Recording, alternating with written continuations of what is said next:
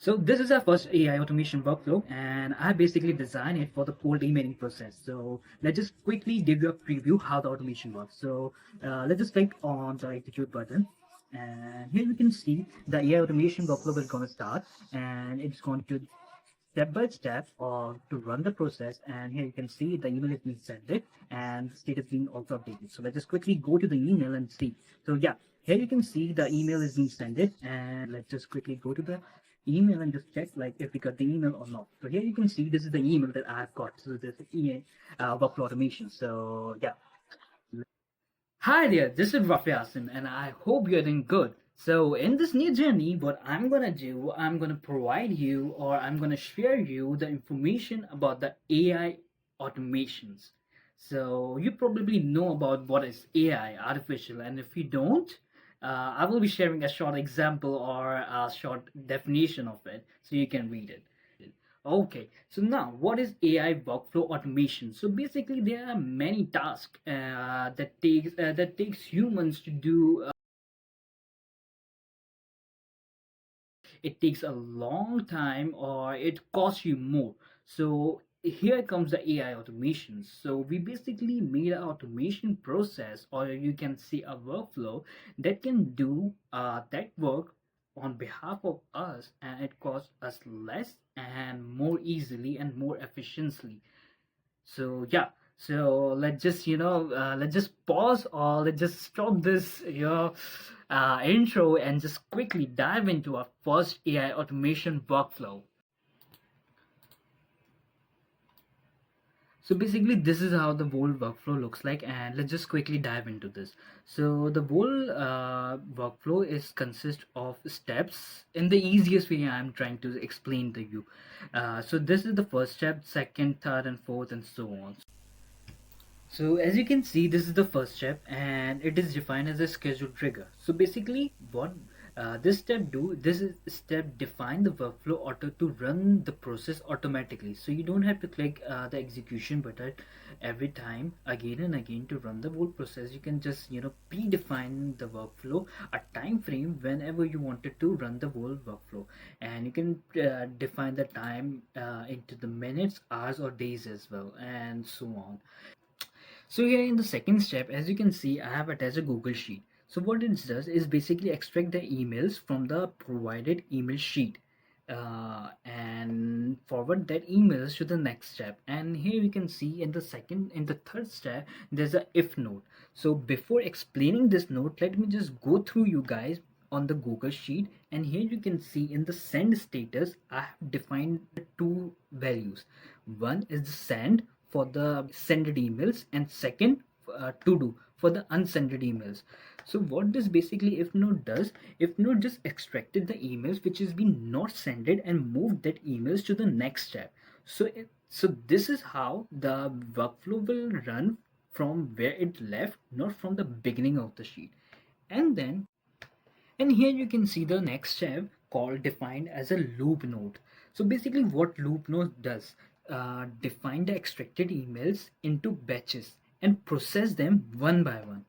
And in the next step, you can see here's an other Google Sheet attached, and it is defined as a template extractor.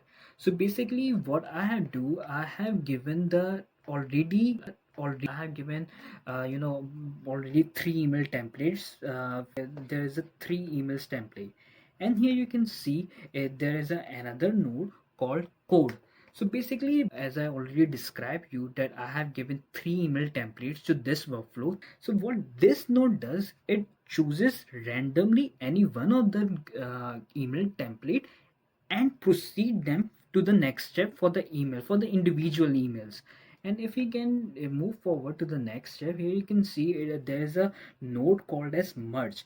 What does merge node actually do? It get the email of the extracted person individually that the loop node give us, and the email template which the code node give us, and merge them into this umbrella of it. And then here is the edit field. What is actually edit field node do? Edit field node actually make the formatting of each email into a presentable manner. So if we don't make the format of the email, it will directly go into a one paragraph format. So we don't need, we just wanted to make email presentable before sending it to the clients. So this is the whole process done by the edit field node. And here you can see the main send a email node.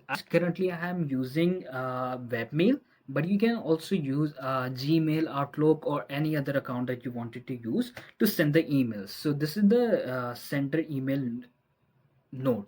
And here you can see in the next step there is another merge node. So basically what this does, this gather the result of the emails, like if the email is being sent or not sent, it gather the response or the results from the sender emails, and then update that result into the Google sheet.